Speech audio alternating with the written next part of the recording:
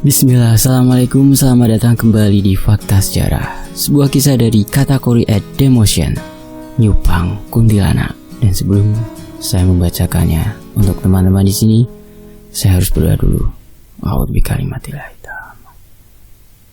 Bismillahirrahmanirrahim. Wa wassalamu alaihi. Allahumma shalli ala Muhammad. Ini dia selengkapnya.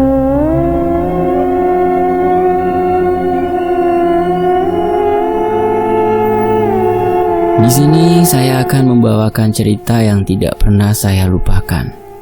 Karena kejadian ini bertempat di desa saya sendiri.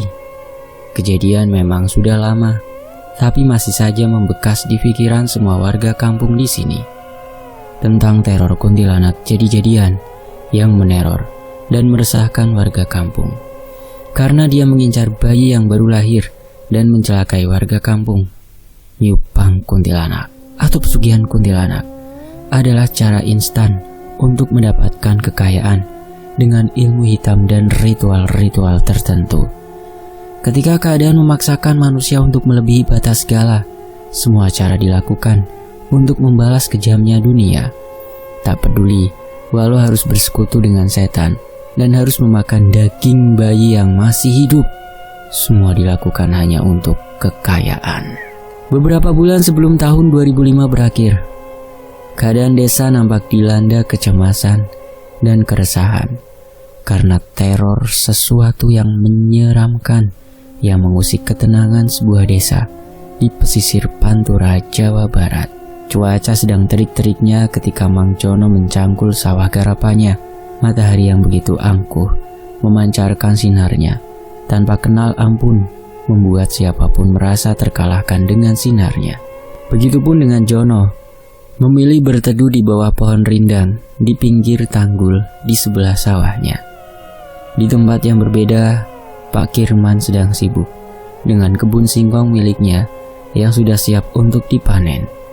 Panas banget kayak orang diselingkuhi, gumamnya dalam hati. Pak Kirman pun beristirahat sambil membersihkan singkongnya yang berselimut tanah. Tak terasa matahari sudah tergelincir ke arah barat. Waktu sudah menunjukkan petang ketika Pak Jono mengakhiri pekerjaannya hari ini. Pak Jono pun membersihkan cangkulnya dan mengambil bekal yang sedari tadi ia bawa dari rumah. Ya, memang bukan bekal yang mewah, hanya singkong. Singkong rebus dan air putih dalam kemasan botol 600 ml. Segera dia beranjak menuju rumahnya. Di rumah, istri Pak Jono tengah melamun dan merenung dengan nasib dan keadaan yang begitu menghimpit tubuhnya. Dipandanginya rumah yang tak lebih baik dari kandang kambing tetangganya. Rumah yang masih berlantaikan tanah, berdinding pagar dari bambu, serta potongan kayu yang ditata cukup rapi. Namun tetap berlubang di sana-sini, yang mana ketika hujan, udara dingin dapat mudah masuk dan menghampiri keluarganya. Sumber penerangan hanya berasal dari lampu petromak yang bisa padam ketika malam belum berganti siang. Beras di kendi yang hanya tinggal sepojokan, sarang laba-laba yang menghiasi setiap sudut rumahnya, serta gendeng lapuk yang telah menghitam dan berlumut membuat tetangganya yang ingin bertamu mengurungkan niatnya karena takut kerubuhan rumah Pak Jono dan Biasi. Hidup kayak gini banget, punya beras kayak orang ngasih makan ayam, sedangkan saya harus dimakan keluarga. Masih banyak orang ngempani ayam, berasnya malahan. Baju satu basah dan kering di badan. Duh Gusti.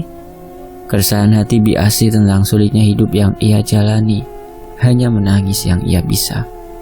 Seakan itu cara dia melampiaskan kekesalan pada dunia yang kejam menusuknya.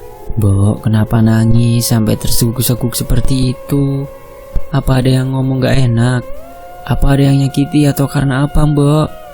Tanya Mirna yang baru pulang dari sekolahnya dan langsung menghampiri ibunya. Ora apa-apa, Nok. Ndak apa-apa. Ibu cuma mengeluh tentang hidup ibu sendiri. Lah kenapa ini pada di depan rumah? Nasinya sudah matang belum sih? Aku lapar, Mbok, pulang dari sawah. Ucap Jono yang kakinya masih kotor karena tanah. Sing dipikiri mangan baik. lihat tuh beras yang cuma tinggal sepojokan. Anakmu juga belum makan sama sekali dari tadi. Belum lagi biaya sekolahnya yang belum dibayar sama sekali. Aku tuh capek mas hidup miskin kayak gini. Lah terus gimana ya? Udah disyukuri aja, udah takdirnya, ucap Jono yang malah tak membuat istrinya tenang. Asih pun sejenak memikirkan tentang tawaran teman masa kecilnya yang sekarang sudah bergelimang harta dan kuasa, namun bukan dengan cara yang biasa pada umumnya. Asih teringat ajakan Lastri yang membujuknya untuk mencari harta dengan cara yang instan, bersekutu dengan setan lewat perantara Mbah Darman, dukun sakti di sebelah desanya. Terjadi perdebatan yang amat sangat sengit antara Asih dan Jono dengan masalah hidup yang kian pelik. Perdebatan dan cekcok sepasang suami itu diakhiri dengan ucapan, "Saya mau pergi dulu mas, berapa hari, jangan kehilangan. Tolong jagain anak kita." "Lala, Arep mau kemana sih? Mau kemana?" tanya Jono penuh curiga. "Saya mau cari angin dulu buat ngedemin hati dan pikiran." Asih pergi tanpa membawa bekal apapun. Bahkan sendal pun tak ia pakai. Dia berlalu sambil menahan tangis, namun terpendam karena rasa malu akan usia yang sudah paruh baya. Asih pergi menuju tempat yang sedari tadi ia pikirkan, rumah Mbah Darman. Itulah tujuan langkah kakinya. Sore telah berganti malam. Langit telah menghitam menemani langkah Asih yang dirundung nestapa peliknya hidup yang selama ini dia jalani. Setelah beberapa lama Asih berjalan, akhirnya dia sampai di penghujung desa.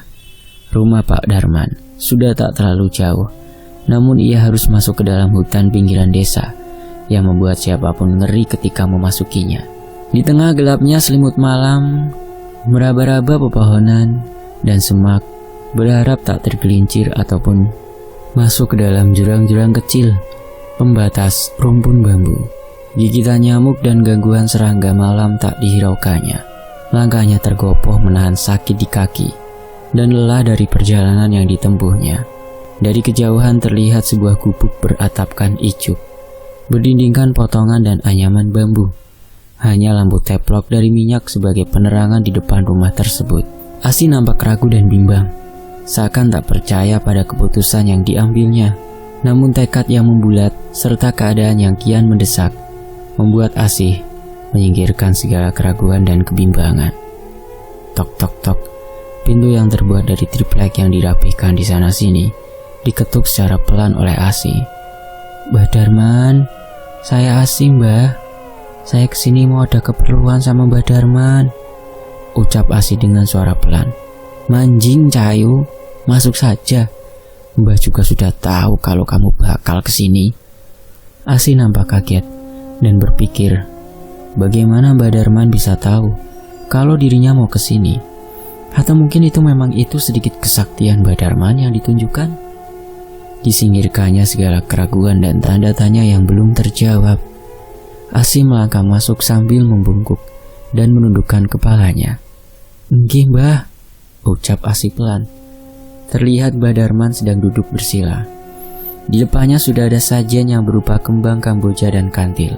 Kepulan asap dari menyan dan rokok kretek dari kediri memenuhi rumah yang tak lebih besar dari ruang tamu keluarga di setiap rumah di desa ini. Terlihat pula tokek yang masih hidup, kain kafan yang dilipat rapi, jeroan ayam yang mentah yang masih berumur darah, satu mangkuk darah ayam dan tanduk kerbau jantan. Ini bukan syarat yang sebenarnya. Saya cuma ngarang aja karena memang biar nggak terjadi hal yang tidak diinginkan atau disalahgunakan. "Duduk," perintah Mbah Darman dengan suara yang serak dan tatapan tajam ke arah Asih. Asih sedikit merasa takut, namun ketakutan terbesarnya adalah kemiskinan dan kesusahan hidup yang akan terus ia jalani. "Anu mbah," ucapan Asih terpotong ketika Mbah Darman memotong perkataan Asih. "Aku sudah tahu keinginan dan harapanmu, tapi apa kamu sanggup menjalani ritual, syarat, dan akibatnya?" Mbah Darman meyakinkan. "Sanggup mbah. Apapun syaratnya dan resikonya, saya sanggup mbah. Ini ada tumbalnya. Kepala manusia, tumbalnya setiap tahunnya kalau ingin cepat kaya." Asih terbelalak dan terkejut dengan syarat yang diminta Mbah Darman. Ini gak ada syarat lainnya apa Mbah? Kok ya sampai membunuh manusia? Jawab Asih yang nafasnya tidak beraturan antara kaget dan takut. Manusia itu harus saling mengorbankan untuk menyelamatkan dirinya sendiri. Kalau nggak begitu, berarti dia yang dikorbankan oleh orang lain. Katanya ingin cepat kaya, tapi segitu aja udah nggak tega. Mbah Darman meninggikan nada bicaranya. Tapi Mbah, ucap Asih. Nggak pakai tapi-tapi, kalau mau kita mulai ritualnya. Asih kembali ragu dengan jalan yang ditempuhnya. Dia pun berniat mengurungkan jalan sesatnya dan kembali hidup normal dengan takdir yang mencekiknya. Namun lagi-lagi Mbah Darman seperti sudah membaca isi kepala Asih yang mulai ragu dan bimbang. Ya wis lah, sekarang saya kasih tumbal yang gampang aja, tantang Mbah Darman. Apa itu Mbah? Tanya Asih yang mulai lega akan keringanan tentang tumbalnya. Tumbali kucing. Tumbal kucing. Cari sampai 1 karung, terus bunuh dengan cara dipukul-pukul di dalam karungnya. Mbah Darman memberi syarat lebih mudah dan tanpa tumbal manusia. Tapi tentu saja ini juga bukan tumbal yang mudah dan melegakan hati. Namun apa mau dikata, semua keraguan diterabas, semua norma ditentang, semua rasa kasihan dikesampingkan.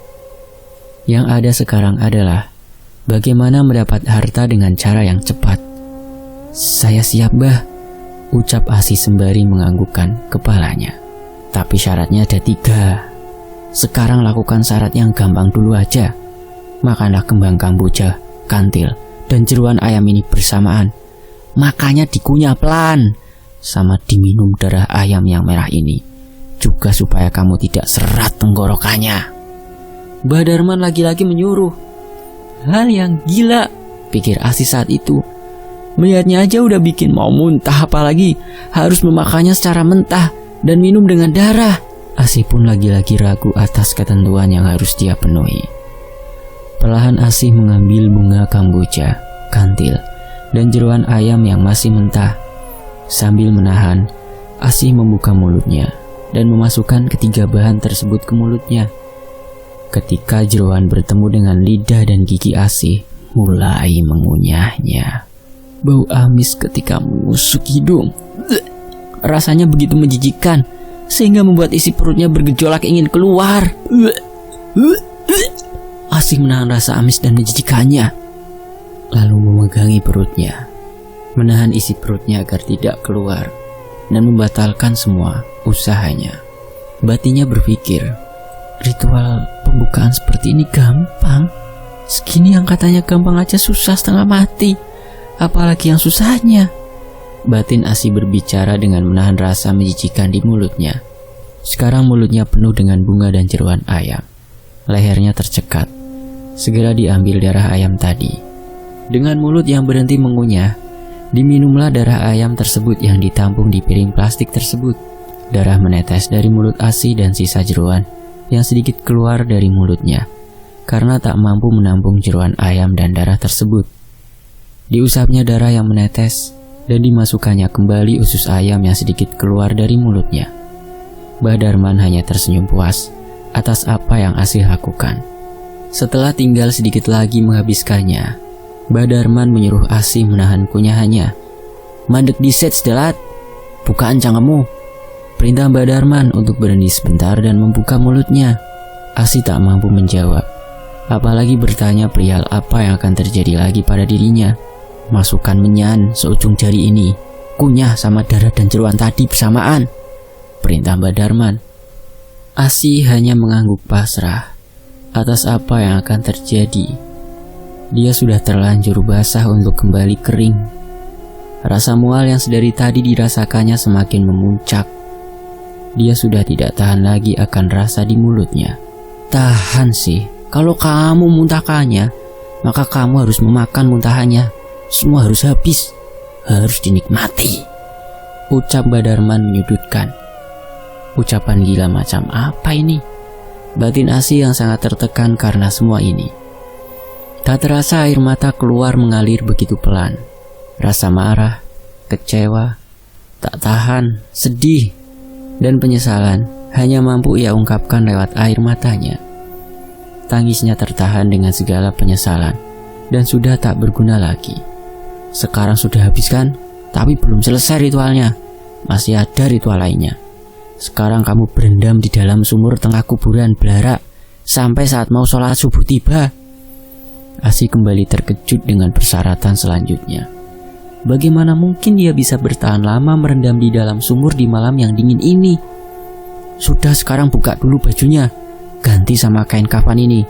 Kalau ada yang manggil, ada yang menghadang, atau ada yang nakutin, jangan digubris. Lanjut aja terus. Ntar di sana ada yang nemenin. Mbah Darman menerangkan. Siapa yang nemenin, Mbah? Asi bertanya penuh curiga. Sudah, jalan aja, ntar juga tahu sendiri. Asi pun mengangguk. Dia berganti di kerobong atau kamar mandi yang terbuat dari anyaman bambu, daun pisang kering, dan daun kelapa yang sudah berwarna kecoklatan. Itu namanya kerobong. Udara dingin menyergap begitu Asi berganti pakaian. Ditanggalkannya pakaian yang menempel di tubuhnya dan berganti dengan kain putih tipis yang sekarang menyelimuti tubuhnya. Ntar kalau udah selesai kamu balik lagi ke sini. Mbah Darman memberi pesan sebelum Asi pergi. Enggak, Mbah, jawab Asi pelan. Ditempuhnya perjalanan dengan bertelanjang kaki. Rasa mual di perut yang belum kunjung reda, bahkan membayangkannya pun membuat Asi bergidik. Dalam pekatnya malam, Asi berjalan sendiri. Namun dari tadi seperti banyak sosok yang memperhatikan langkahnya. Asi! Suara seperti seseorang perempuan yang memanggil namanya. Asi tak menggubris dan terus melanjutkan. Suara burung yang serak menemaninya sepanjang jalan menuju kuburan Blara. Langkah Asi terhenti di depan pohon asem besar menuju kuburan. Dilihatnya tangan yang terbakar dan mengelupas kulitnya hingga hanya menyisakan daging yang sepertinya sudah busuk melambai-lambai kepadanya. Dengan kuku yang hitam dan panjang namun jari jemarinya hanya ada 3, berselaput seperti kaki bebek. Ditatapnya tangan tersebut dengan perasaan ngeri dan takut. Namun pesan Mbah Darman kembali ia ingat agar tak menggubris apapun yang akan terjadi pada malam ini. Asi sedikit memutar menghindari tangan tersebut. Kini suara yang memanggil-manggil namanya semakin ramai dan keras. Asi tak sedikit pun memalingkan pandangannya. Dia terus menunduk dan berjalan sambil menahan sakit di kakinya. Karena ranting pohon yang melukai kakinya sepanjang perjalanan hingga ia tiba di sumur yang diperintahkan. Aneh terasa, hening dan senyap. Bahkan binatang malam pun seakan lenyap di telan kegelapan.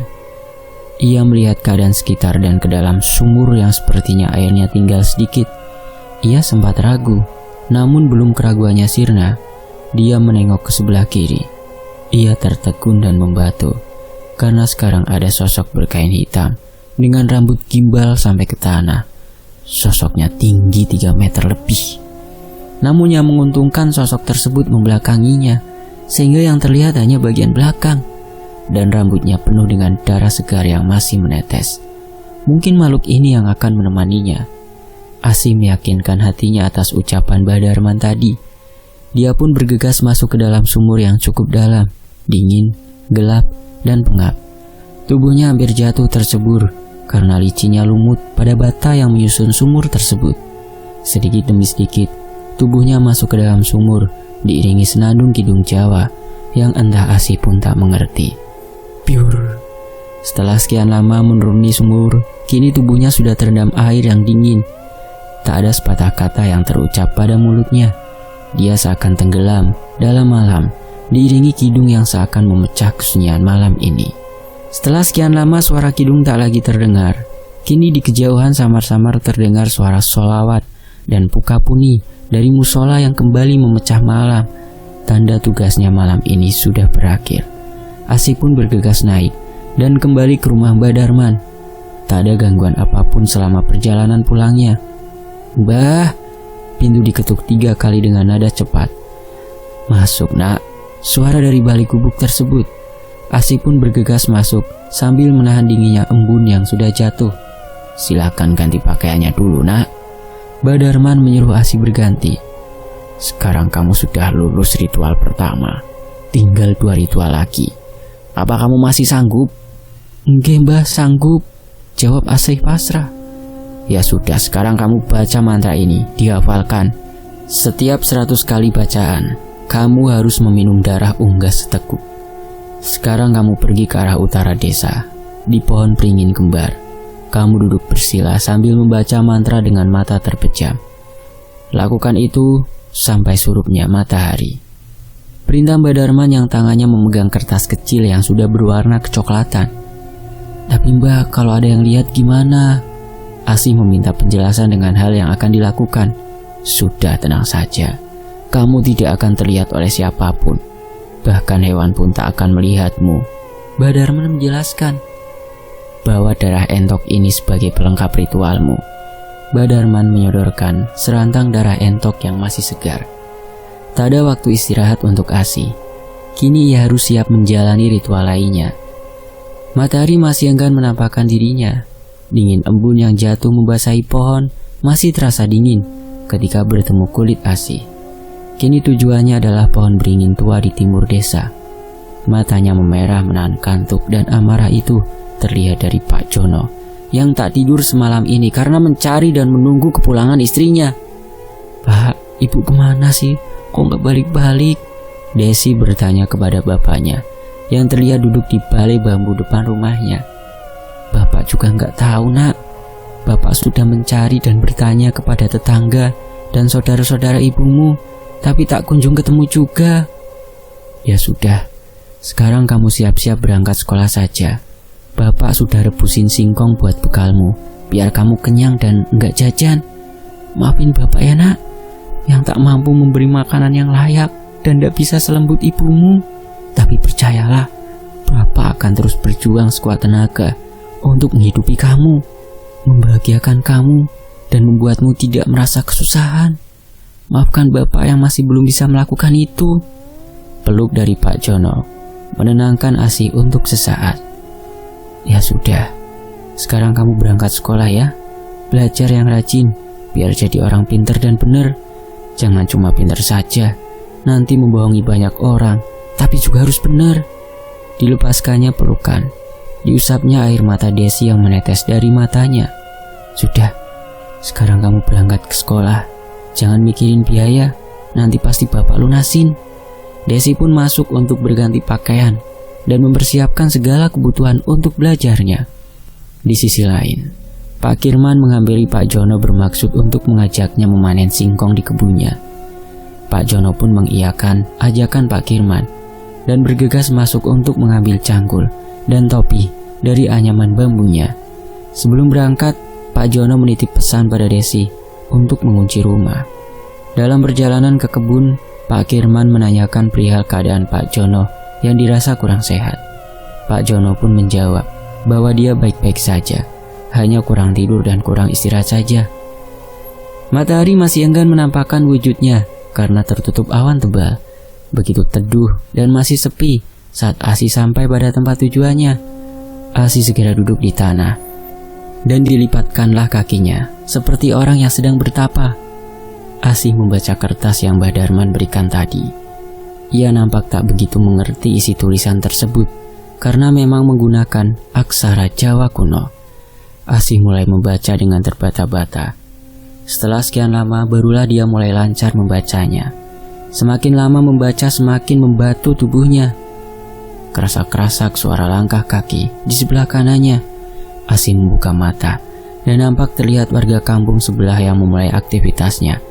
Namun mereka seolah tak melihat Asih yang tengah duduk di antara dua pohon beringin besar tersebut. Mereka berlalu begitu saja seperti tak ada apa-apa. Saat hitungan ke-100, Asih mulai meminum darah entok tadi seteguk, dan terus ia lakukan selama sehari ini. Asih nampak fokus pada bacaannya yang sekarang dia mulai menghafalnya. Tak dihiraukan warga kampung yang berseliweran karena pohon beringin ini adalah akses para warga untuk menuju sawah dan kebun mereka. Bahkan seorang pencari rumput pun tak melihat keberadaan Asih yang tepat di depannya. Saat itu Asih ditemani penunggu pohon yang berwujud muka sebesar tempayan.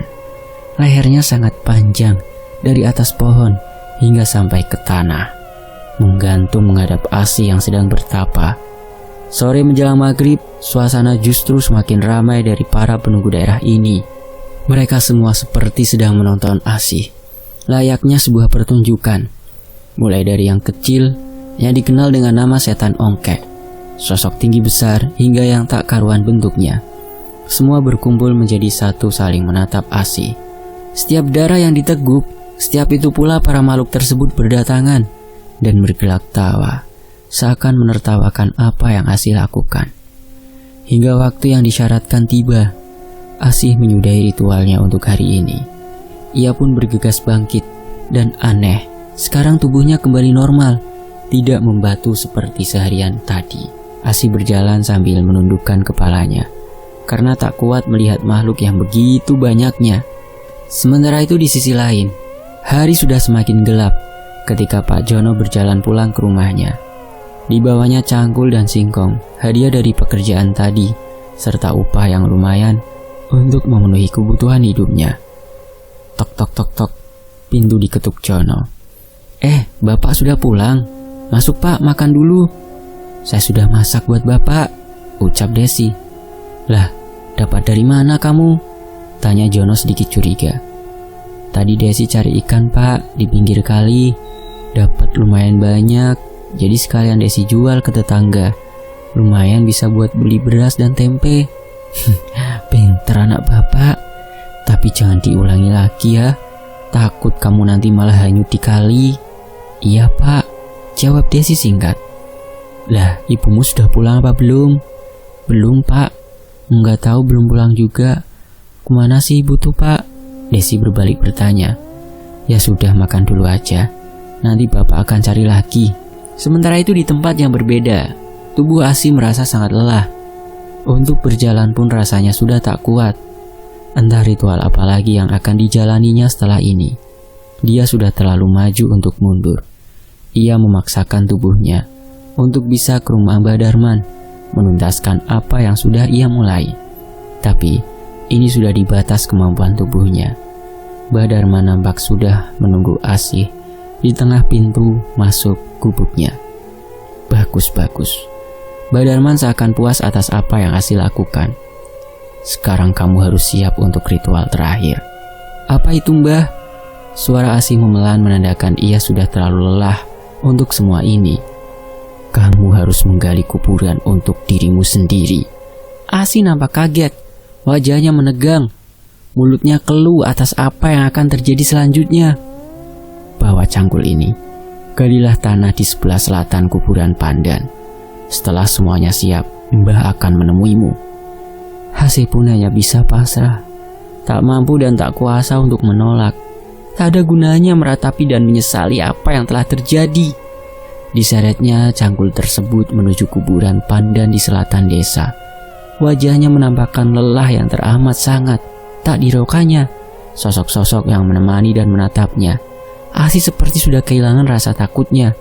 Satu yang pasti, dia harus menyelesaikan tugasnya. Ketika sudah sampai di tempat yang dituju, ASih mulai memilih tanah yang sedikit lapang untuk mulai menggalinya. Perlahan dan pasti, mata cangkul mulai membuka tanah. Ditemani ratusan sosok yang melihatnya, ASih terus menggali dan menggali. Tangan yang sakit dan kram membuat usahanya terasa sangat lama, karena ia harus sesekali menyudahi pekerjaannya untuk sekedar menghilangkan rasa kram dan sakit di tangannya. Semakin ramai karena sekarang begitu banyak sosok yang sedang melihat ASih. ASih terus menggali, hingga tubuhnya pun ikut masuk ke dalam lubang galian. Setelah dirasa cukup dalam, ia berhenti untuk menyandarkan punggungnya pada dinding tanah lubang galiannya. Begitu melelahkan semua ini hingga nafasnya tersengal-sengal. Dari bawah terlihat Mbah Darman yang sudah datang. ASih pun mencengkeram dinding tanah untuk membantunya berdiri. Terlihat Mbah Darman membawa tikar dari anyaman daun pandan, ember yang berisi air gayung dari batok kelapa, kain kafan yang dipakainya kemarin, dan plastik hitam yang entah apa isinya. Sudah, gak usah bangun. Tikar ini kamu pakai sebagai alas untukmu berbaring di dalam lubang. Sama pakailah kain kafan ini. Mbah akan membungkusmu dengan kain kafan dan akan memandikanmu dengan bunga bakung dan bunga soka. Asih pun menurut. Diletakkannya tikar tersebut dan dipakainya kain kafan tadi membungkus dirinya.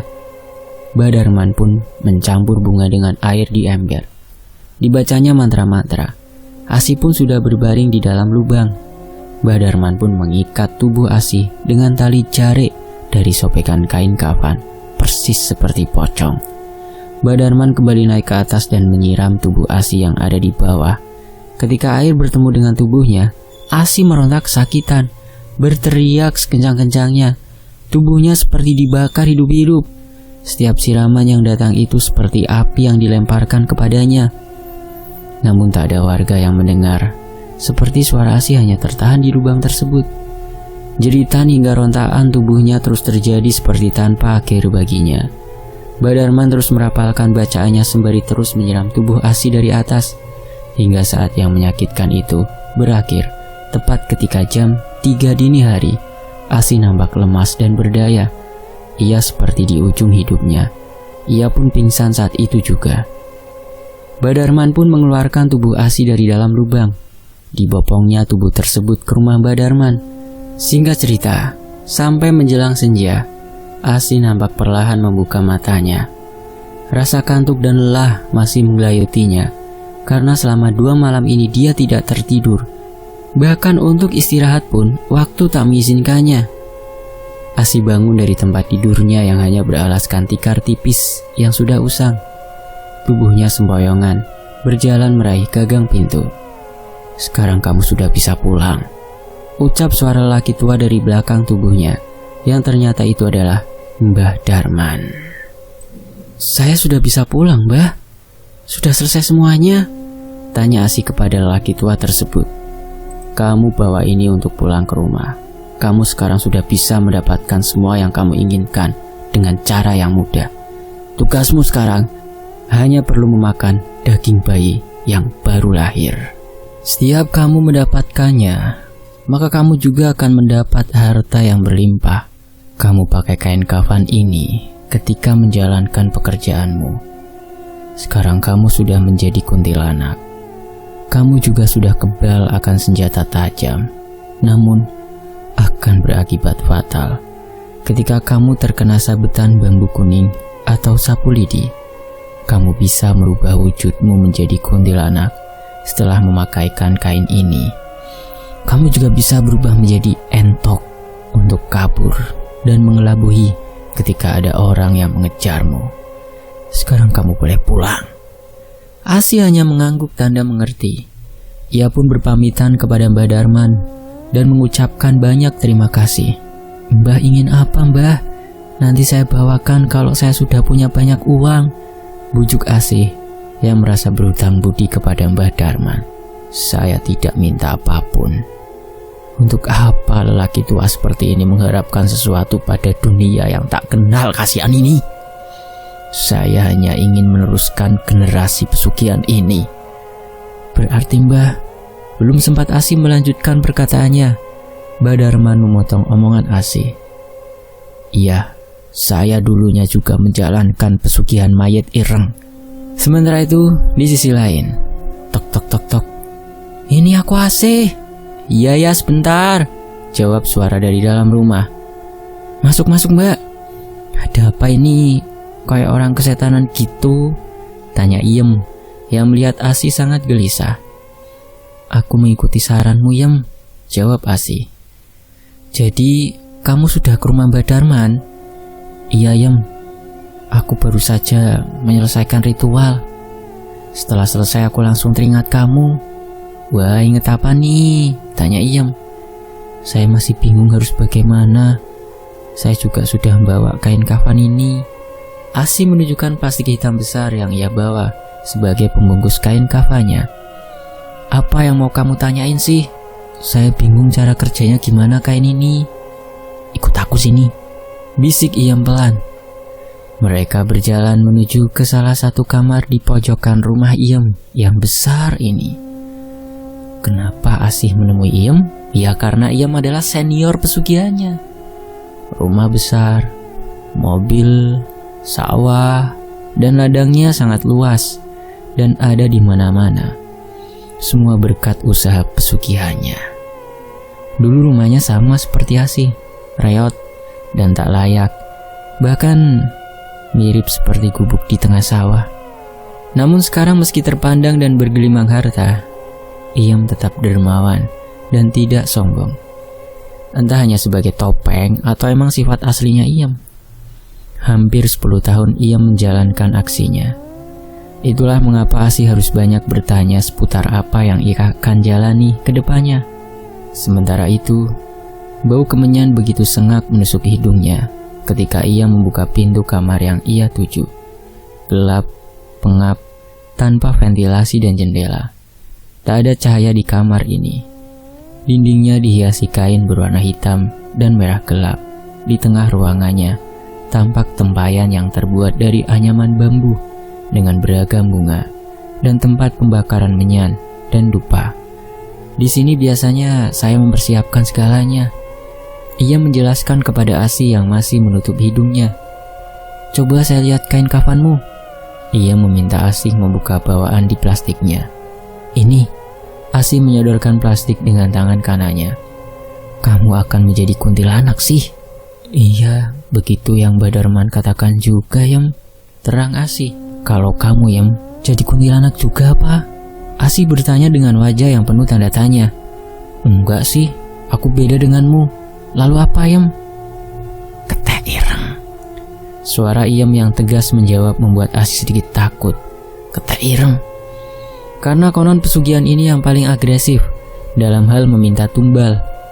Kamu harus punya ruangan tersendiri sih buat memulai ritual kamu. Tapi kan kamu tahu sendiri, Yem, rumahku sangat kecil dan hanya ada 2 kamar. Wajah Asih nampak putus asa. Ya udah, kalau gitu kamu pakai kamar ini aja. Aku masih punya kamar yang lain. Ia menyerahkan kamar ini untuk Asih. Tapi bagaimana nanti kalau suamimu sampai tahu, Yem? Apa dia tidak pernah curiga tentang apa yang kamu lakukan? Tidak, karena suamiku pun sama. Jawab Iem singkat dan tegas. Lusa, malam Kamis, kamu datanglah ke sini. Aku akan mempersiapkan segala sesuatu untuk ritualmu. Sekarang kamu pulang dulu saja. Suamimu sudah beberapa kali mencarimu ke sini. Abaikan saja semua pertanyaan suamimu. Biar aku antar kamu pulang, sekalian aku juga ingin mengingat masa kecil kita yang sering jalan-jalan memutari kampung. Nanti aku yang akan menjelaskan kepada suamimu sih. Mereka pun berjalan, melewati pekarangan dan pinggiran sawah yang sudah mulai menguning. Ya, rumah Asih memang berada di pojokan desa yang sepi dan jauh dari tetangga. Karena memang desanya masih sepi penduduk, hanya ada puluhan rumah dan jaraknya yang sedikit berjauhan. Monggo Pak, ia menyapa Pak Kirman yang berjalan menuju kebunnya. Nggih monggo, Pak Kirman menjawab singkat, namun dengan senyuman ramah. Tak beberapa lama, mereka sudah sampai di depan rumah Asih. Dari mana saja kamu? Tanya Pak Jono dengan ekspresi muka menegang. Dia nginep di rumah saya, Mang Jon. Ia menjelaskan. Asih hanya ingin menenangkan pikirannya saja. Lanjut Iem. Ibu, teriak Desi anak semata wayangnya. Ibu kemana aja? Desi sangat kehilangan, Bu. Asih berjongkok dan mengelus rambut Asih. Gak apa-apa nak, ibu hanya cari angin saja sama Iem. Melihat hal itu, Jono menurunkan tensi omongan dan emosinya. Ya sudah, saya pulang dulu ya sih, Mang Jono. Sini salim dulu sama Iem, perintahnya kepada Desi. Setelah Iem pergi, Asih mengajak Desi dan suaminya untuk masuk ke rumah. Ada beras nggak Pak? Saya mau masak buat kalian. Asih bertanya kepada Mang Jono. Mang Jono yang masih emosi sejenak berpikir, untuk apa dia marah-malah akan menambah masalah? Lebih baik saya pendam saja marah saya. Batin Mang Jono berbicara kepada dirinya sendiri. Dan hari ini ditutup dengan pulasnya tidur Asih. Malam yang dinanti tiba. Asih meminta izin kepada suaminya untuk pergi ke rumah Iem. Walau tanpa persetujuan pun, Asih akan tetap ke rumah Iem. Rintik hujan menemani langkahnya. Kilatan petir dari kejauhan membuatnya mempercepat langkahnya. Seakan sudah dinanti, ia menyambut Asih di depan rumahnya. Mereka pun langsung masuk ke dalam dan mengunci pintu depan rumah. Gimana? Sudah siap kamu sih? Tanya Iem meyakinkan. Asih hanya mengangguk. Baringkan tubuhmu di atas kain kafan ini. Ucap mantra yang sudah kamu hafalkan kemarin. Aku akan membakar kemenyan dan membaca mantra juga. Asih memejamkan matanya. Mantra-mantra dibaca dengan tempo yang cepat. Bau kemenyan menyeruak memenuhi ruangan pengap ini. Seketika juga, kain kafan melipat tubuh Asih, seperti melekat dengan tubuhnya. Rasanya begitu panas dan sesak. Kesadarannya mulai hilang. Kini dirasa ada jiwa lain yang ingin masuk ke dalam tubuhnya. Tubuh Asih melayang ke atas, masih dalam keadaan terbaring. Sementara bacaan Iem semakin intens dan cepat. Kini, di depannya bukan lagi tubuh Asih yang nampak sekarang adalah kuntilanak berbadan besar, bertaring panjang, mata yang hitam, dan muka yang penuh dengan borok, kuku hitam dan tajam, serta tangan yang bersisik. Iem, terima kasih. Ternyata itu adalah perwujudan Asih. Apa kamu sudah punya calon mangsamu, Asih? Makhluk itu hanya mengangguk. Sekarang berangkatlah dan pulanglah sebelum subuh. Ia menyuruh Asih untuk menghindari waktu subuh, karena jika melewati waktu itu, maka Asih tidak dapat kembali ke wujud manusianya hingga malam selanjutnya. Sementara itu di depan pintu sebuah rumah, Bi Ima sedang menengok ke kanan dan ke kiri, menanti kehadiran suaminya yang tak kunjung pulang dari pekerjaannya. Dilihatnya jam di dinding model keluaran lama, waktu menunjukkan pukul 22.30. Bi Ima memegangi perutnya yang sudah memasuki usia kandungan 9 bulan. Tak baik baginya berada di luar rumah terlalu lama pada malam hari, karena konon sangat beresiko untuk keselamatan jabang bayinya. Marni, Ima memanggil anak perempuannya. Tolong kamu carikan bapakmu. Udah malam begini kok belum pulang-pulang juga, perintahnya kepada Marni. Iya bu, Marni mengangguk dan mengiyakan perintah ibunya. Marni pun keluar rumah dan bergegas menuju tempat di mana bapaknya bekerja di penggilingan padi. Asih yang sudah berwujud menjadi kuntilanak mencium bau mangsanya dari kejauhan, karena konon ibu yang sedang hamil memiliki aroma yang menarik untuk para makhluk halus. Bruk, suara genteng yang dihantam benda tumpul. Lalu terdengar bunyi ngos ngos ngos, seperti suara entok jantan atau ular kobra yang sedang mendesis. Merasa ada pertanda buruk, Bi Ima merapalkan doa-doa dan surah-surah pendek yang ia bisa. Rasa kecemasan dan ketakutan melanda. Tok tok tok tok. Suara daun pintu diketuk dengan keras. Imah menyudutkan dirinya di pojokan tembok, berharap mendapatkan rasa aman dari gangguan. Ketukannya berlangsung secara intens dan berulang sampai 3 kali. Sunyi, senyap yang terasa sekarang. Imah berharap agar anak dan suaminya segera pulang. Suaranya berasal dari atas. Tiba-tiba wajahnya tertutup kain putih yang sangat berbau busuk. Sosok itu melayang di atas tubuh Imah dan turun perlahan. Wajah mereka berhadapan-hadapan. Imah membatu. Mulutnya seakan keluh tak lagi bisa membaca doa-doa yang dari tadi ia lafalkan. Kuntilanak itu hanya tersenyum kegirangan. Dalam keadaan sadar, perutnya ditusuk oleh kuku-kuku panjang dari kuntilanak itu, bermaksud untuk merobek dan membuka paksa perut Imah. Darah mengalir dengan derasnya, membasahi kaki dan lantai. Di tempat yang berbeda, Pak Baskoro, suami Imah, merasakan firasat yang sangat tak enak yang sedari tadi ia rasakan. Ia pun meminta izin untuk pulang lebih awal malam ini dari para pekerja lainnya. Di tengah perjalanan pulang, Pak Baskoro berpapasan dengan Marni anaknya. Hei bapak, ayo cepat pulang pak. Marni melihat ayahnya yang menuju ke arahnya. Kamu kenapa ninggalin ibu sendirian, Mar? Tanya Pak Baskoro. Tadi ibu yang nyuruh cari bapak ke pabrik. Ya sudah, ayo cepat kita pulang.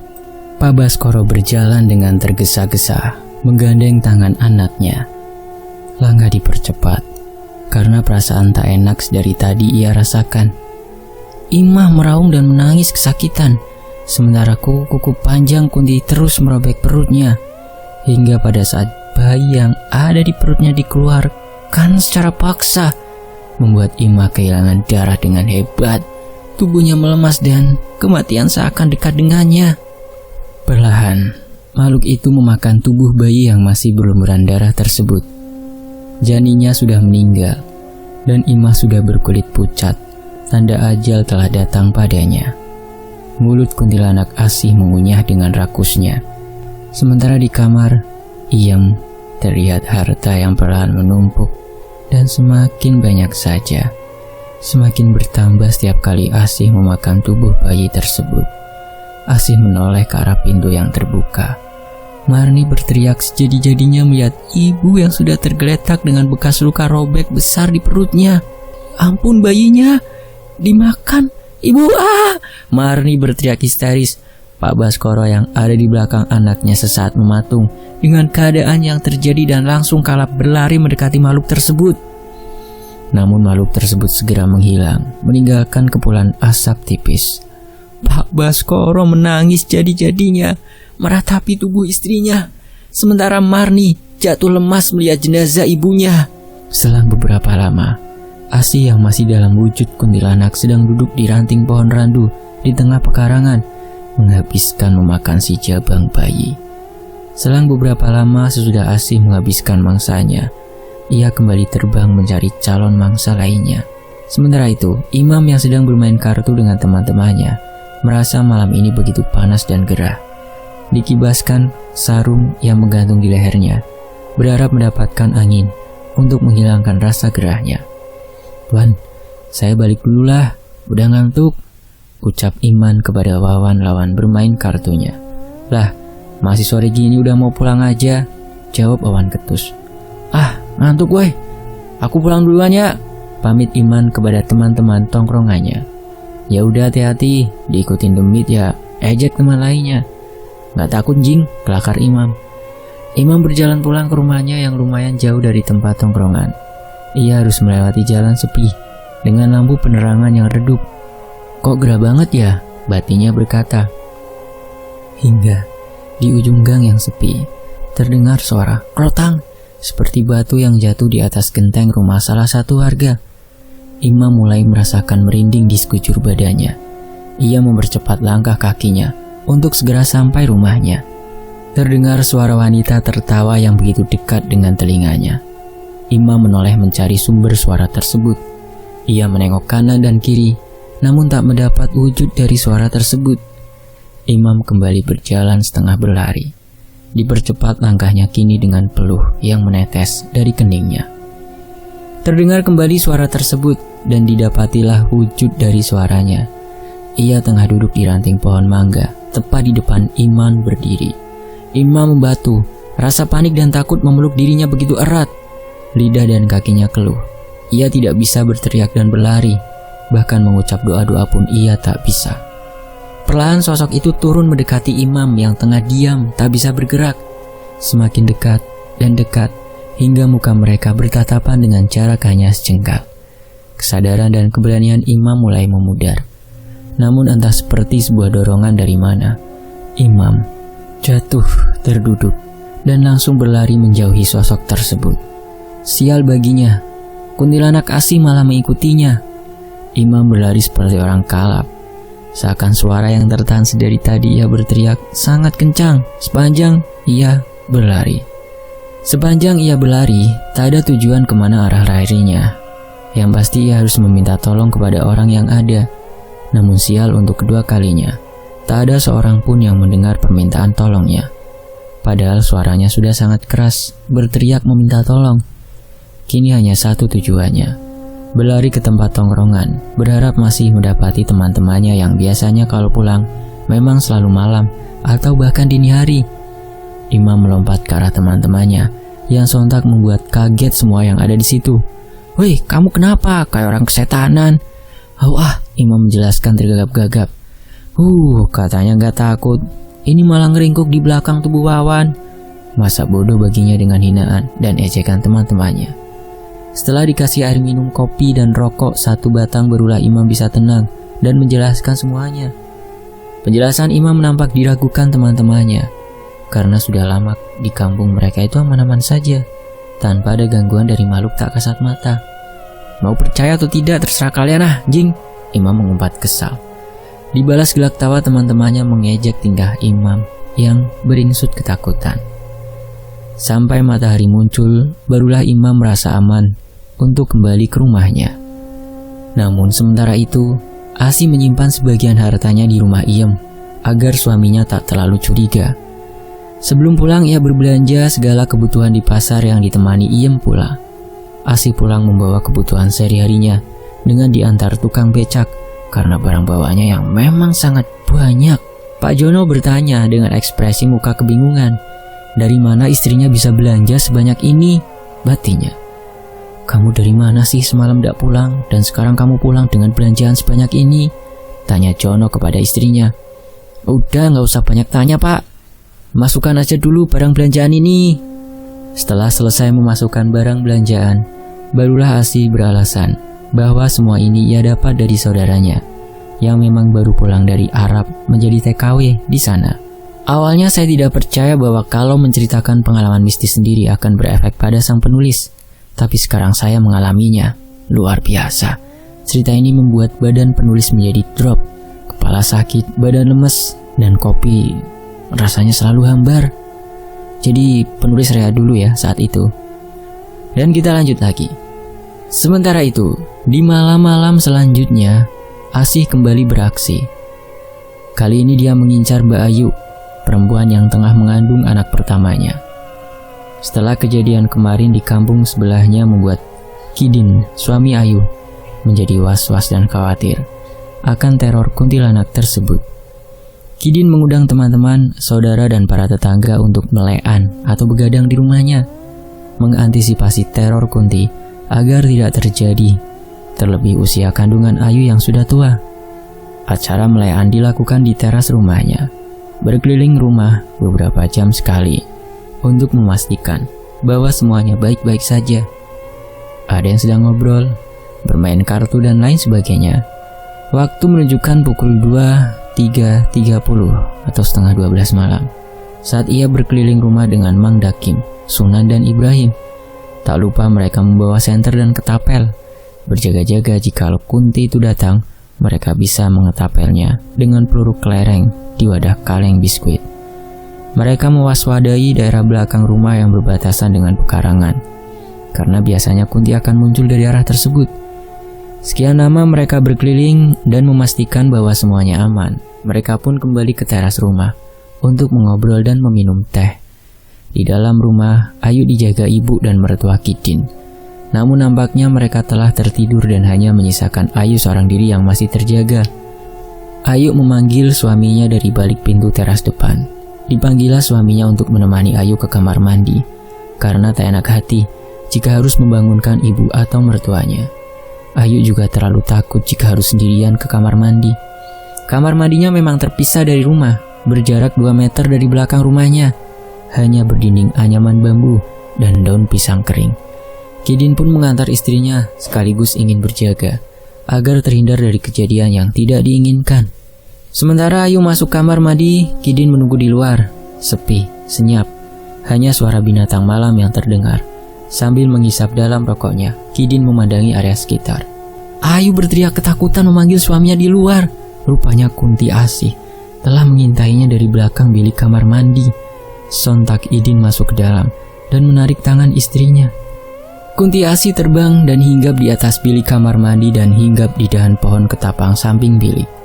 Kidin pun memegangi tangan Ayu untuk menjaganya dari cengkraman Kunti tersebut. Kidin menimbuk sosok tersebut, namun usahanya sia-sia. Batu yang ia lempar nampak menembus tubuh Kunti tanpa mengenainya sama sekali. Ayu sudah ketakutan. Sementara Kunti tersebut tertawa semakin kencang. Aneh, tak ada seorang pun dari teras depan yang datang. Seperti suaranya tercekat pada area belakang rumah saja. Kidin mulai panik karena semua usahanya sia-sia. Berteriak meminta pertolongan pun nampaknya tak terdengar sama sekali oleh orang lain. Dalam situasi yang kepepet, Kidin melihat sapu lidi di pojok rumahnya. Tangan dan kaki Ayu sudah gemetar ketakutan, pun sama halnya dengan Kidin. Entah dapat saran dari mana, dengan sigap dan cepat Kidin mengambil sapu lidi tersebut dan seketika melemparkannya ke muka Kunti Asih. Aneh namun berhasil. Sosok Kunti tersebut seperti sangat kesakitan. Jerit Kunti karena kesakitan. Sosok itu pun terbang sambil memegangi mukanya hingga tak sadar ia menabrak pohon randu di depannya dan jatuh tersungkur. Menurut saya nih lucu nih bagian ini nih. Bayangin aja, mau kabur malah nubruk pohon sampai jatuh. Kan tadi dilempar batu nerawang ya, giliran pohon randu malah nabrak. Narasumber pun ikut tertawa kecil sewaktu menceritakannya kepada penulis. Dalam keadaan limbung, sosok itu segeralah bangkit dan kembali terbang menjauh entah kemana. Kidin dan Ayu segera masuk ke dalam rumah dan mengunci pintu belakang. Setelah kejadian itu, Kidin dan teman-temannya jadi sering berkeliling rumah. Bahkan hanya selisih 20 menit sekali. Mengantisipasi bila mana Kunti itu kembali datang membalas dendam. Kini Kidin tak lagi membawa ketapel sebagai senjatanya, namun diganti sapu lidi. Karena kejadian itu juga, para warga kini ramai-ramai membuat sapu lidi untuk menghalau jika Kunti itu meneror anggota keluarganya. Berkat cerita Kidin pula, Bu Ningrum yang dalam kondisi hamil tua menjadi was-was dan sedikit lega. Was-was jikalau Kunti tersebut datang sewaktu ia tinggal sendiri oleh suaminya. Namun merasa lega juga karena tahu apa yang harus dilakukan untuk menangkal Kunti tersebut. Namun malang nasib Bu Ningrum. Suatu malam, ketika suaminya mendapat jatah tugas ronda, Bu Ningrum sangat khawatir terlebih sebentar lagi ia akan melahirkan. Suaminya pun berjanji bahwa tidak sampai larut malam ia akan pulang ke rumah dan selalu mengontrol daerah dekat rumahnya sewaktu meronda untuk memastikan bahwa tidak ada hal-hal yang tak diinginkan. Sementara itu, Mang Ujang yang merupakan suami Bi Ningrum beserta Kang Rudi baru saja berkeliling rumah. Setelah memastikan semua aman, Mang Ujang masuk ke dalam rumah untuk menemui istrinya. Bu, Bapak mau keliling lagi dulu. Kurang lebih 1 jam lagi Bapak sudah pulang. Ini kunci pintu depan dan jendela. Kalau ada yang ketuk-ketuk, jangan dibukain. Kecuali nanti Bapak yang minta ya. Mang Ujang memberi pesan kepada istrinya. Iya Pak, jawab Ningrum pelan. Ujang berjalan keluar rumah. Kang Rudi pun sudah menunggunya. Ayo Kang, berangkat lagi, ajak Mang Ujang. Ya ayo atuh, jawab Kang Rudi. Di atas sebuah pohon ada sosok yang memperhatikan mereka sedari tadi. Setelah Ujang dan Rudi berjalan agak jauh dari rumah, barulah sosok tersebut turun dan menampakkan dirinya perlahan. Ia merubah tubuh dan wajahnya menyerupai Ujang suami Ningrum. Tok tok tok tok. Bu, bukain pintu. Ini Bapak udah pulang. Suara dari balik pintu depan rumah. Kok Bapak udah pulang lagi? Batin Ningrum mencoba berpikir. Cekrek. Suara pintu dibuka. Loh Pak, kok udah pulang lagi saja sih? Tanya Ningrum heran. Iya Bu, itu tadi Mang Ujang ngerasa ndak enak badan, jadi dia pulang saja. Bapak juga ya ikutan pulang. Sosok menyerupai Ujang tersebut menjelaskan. Ia menoleh melihat ke dalam dan luar rumah untuk memastikan tidak ada sesuatu yang akan mengganggu rencananya. Sampai matanya melihat ke arah pojokan rumah. Ia melihat sapu lidi. Bu, sapunya Bapak benerin dulu di luar ya. Ibu masuk saja dulu ke kamar, nanti Bapak menyusul. Ujang palsu mengambil sapu lidi tersebut dan membuangnya keluar rumah. Sementara di dalam kamar, entah kenapa Ningrum merasakan kantuk yang teramat sangat. Hingga akhirnya dia tertidur. Rupanya Asih memakai ajian sirep untuk membuat Ningrum merasakan kantuk yang amat sangat. Ujang masuk dan mengunci pintu kamarnya. Sementara Ningrum sudah tertidur dengan pulasnya. Perlahan Ujang palsu merubah tubuhnya ke bentuk aslinya. Sosok berbadan besar dengan borok dan nanah di mukanya. Sosok itu mengelus-elus perut Ningrum, menjilatinya dan perlahan kuku panjangnya mulai menggaruk-garuk perut Ningrum. Ditusuknya perut tersebut menggunakan kukunya yang hitam. Sontak membuat Ningrum terbelalak membuka matanya. Suaranya tercekat. Sementara sosok tersebut terus menusuk-nusukan kukunya. Darah mengalir deras membasahi ranjang kapuk Ningrum. Teriakannya kesakitan seakan tertahan di tenggorokan. Ajal sudah semakin dekat ketika sosok tersebut merobek perutnya dan mengeluarkan bayi yang ada dalam kandungannya, membuat Ningrum akhirnya lemas dan menemui kematiannya dengan tragis. Dengan keadaan yang masih berlumuran darah, Asih membawa bayi Ningrum keluar melalui jendela samping kamar. 1 jam berlalu ketika Ujang bergegas akan pulang dari rutinitas rondanya malam ini. Ia sangat terburu-buru karena perasaannya sangat tidak enak. Ia berjalan setengah berlari tergesa-gesa. Sampai di depan halaman rumah, ia melihat sapu lidi tergeletak. Perasaan Ujang sudah tidak karuan. Ia berlari masuk dan langsung menuju kamar Ningrum. Dan benar saja. Wah! Teriakan Ujang begitu kerasnya. melihat keadaan istrinya yang begitu mengenaskan. Tubuhnya lemas dan jatuh tertunduk. Batinnya hancur sehancur-hancurnya. Teramat susah untuk saya gambarkan, tapi teman-teman pasti paham sendiri bagaimana perasaan dan keadaannya pada saat tersebut. Ujang pun menaruh dendam dan kebencian yang teramat sangat pada pembunuh istri dan calon anaknya. Penulis sendiri tentu saja punya cerita ketika bertemu dengan kuntilanak asih. Kalian tahu permainan petak umpet dan gerobak sodor?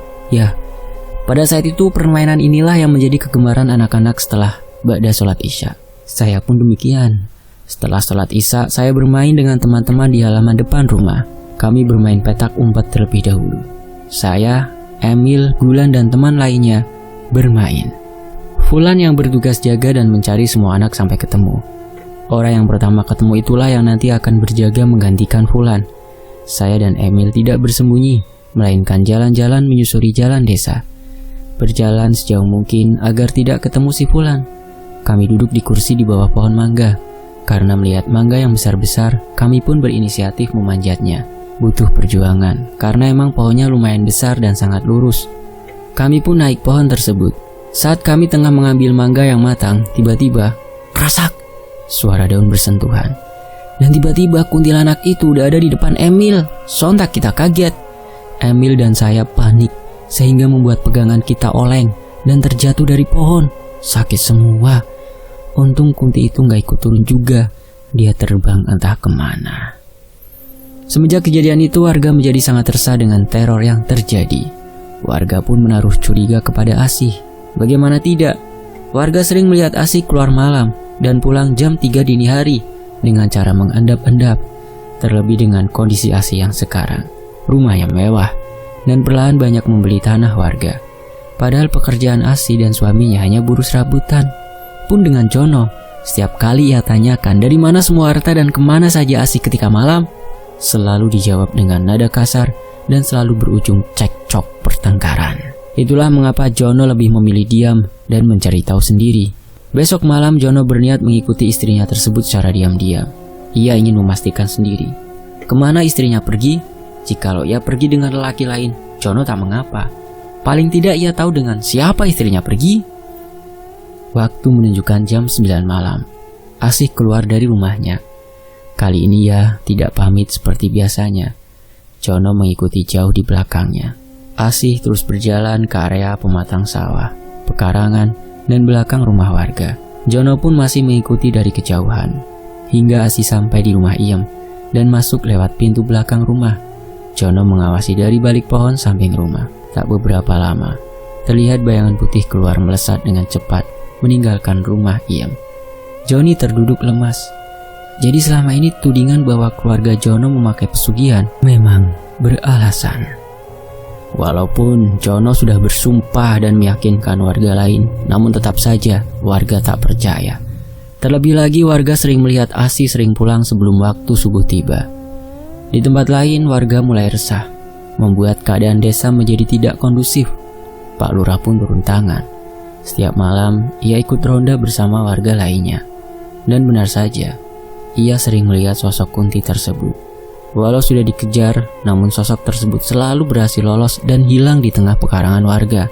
Pak Lurah pun ingin cepat-cepat membongkar siapa di balik teror ini. Sebulan sebelum pergantian tahun, Pak Lurah mengumpulkan warga di balai desa. Ia mengajak warga lain untuk menangkap Kunti tersebut. Pak Lurah pun menghimbau agar para warga menjaga keluarga dan tidak keluar sewaktu malam. Terlebih ia menaruh perhatian serius kepada para wanita yang tengah hamil. Ketika suami dari wanita tersebut bertugas ronda, maka para warga dan tetangga yang lain harus menemani dan menunggui rumahnya. Pak Lurah memiliki rencana untuk memancing kuntilanak tersebut nanti malam dan menghimbau kepada warga lain untuk membawa jaring, jala, sapu lidi, tambang, dan apapun untuk bisa menangkap sosok tersebut. Rapat pun ditutup dengan ucapan bismillah dan bubarnya warga. Malam harinya, di sisi lain, Bu Ina dipakaikan bantal di perutnya, sehingga menyerupai orang yang tengah mengandung. Para warga pun menyebar sesuai koordinat dan titik yang sudah ditentukan. Jam 10 malam, terlihat perkampungan yang sepi. Lampu warga yang redup juga menambah kengerian. Malam ini, Bu Ina yang bertugas menjadi umpan pun nampak ragu dan takut, namun selalu dikuatkan oleh warga lainnya bahwa semua akan baik-baik saja. Pukul 11.30, Bu Ina duduk di depan rumah sambil mengelus-elus perutnya. Warga yang lain pun bersembunyi tidak terlalu jauh dari rumah Bu Ina. Tak beberapa lama, terlihat entok putih tengah berada di atas rumah Bu Ina. Warga pun meyakini bahwa sosok Kunti tersebut menjelma menjadi entok putih. Para warga bersiap, sementara Bu Ina masih di depan rumahnya. Perlahan entok itu turun dan berubah ke wujud aslinya. Yang benar saja itu adalah sosok kuntilanak. Bu Ina berlari masuk ke dalam rumah karena ketakutan. Warga yang sudah siaga bersiap di pinggiran rumah Ina.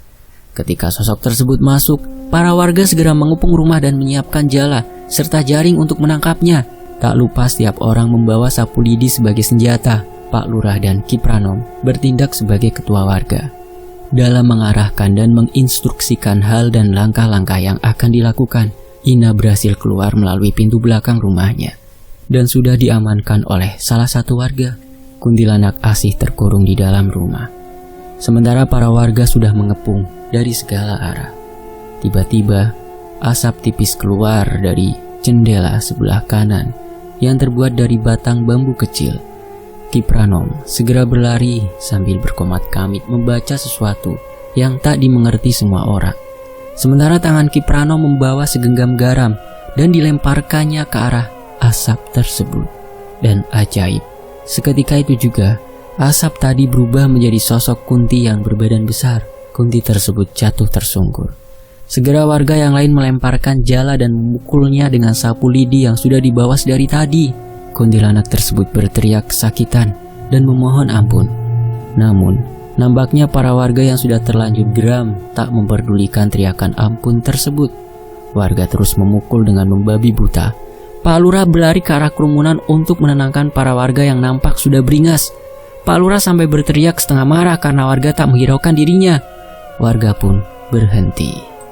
Pak Lurah pun menyuruh warga lainnya untuk segera mengikat sosok tersebut. Ampun, ampun, rintih sosok Kunti tersebut. Kipranom membawa bambu kuning seukuran lengan tangan. Ia mengikat bambu kuning dan Kunti tersebut di sebuah pohon jambu air. Setelah warga sudah cukup tenang, barulah Pak Lurah bertanya siapa dan apa tujuannya mengganggu warga di sini. Kuntilanak tersebut tak menjawab.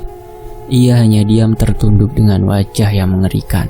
Akhirnya Kipranom yang menjelaskan kepada warga bahwa Kunti tersebut merupakan manusia yang tengah menjalani ilmu pesugihan dengan memakan bayi sebagai tumbalnya. Dengan balasan harta yang berlimpah setiap kala ia mendapatkan mangsanya. "Bakar saja, bakar!" seru salah satu warga dan nampaknya geram dengan kehadiran kuntilanak asih.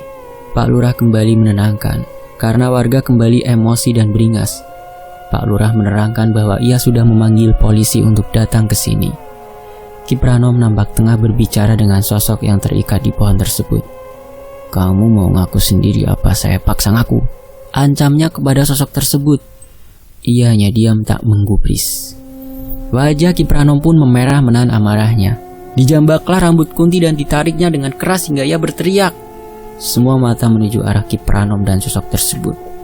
Perlahan Kipranom menarik rambut tersebut hingga terlepas dari kepala. Aneh.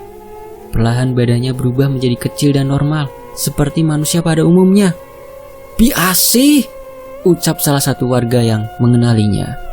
Dan kini Kunti tersebut telah kembali ke wujud manusianya. Ternyata ia adalah Asih. Walau dengan muka merah dan mata yang melotot, tak sedikit warga yang mengenalinya. Asih adalah warga kampung sebelah yang memang sudah lama dicurigai.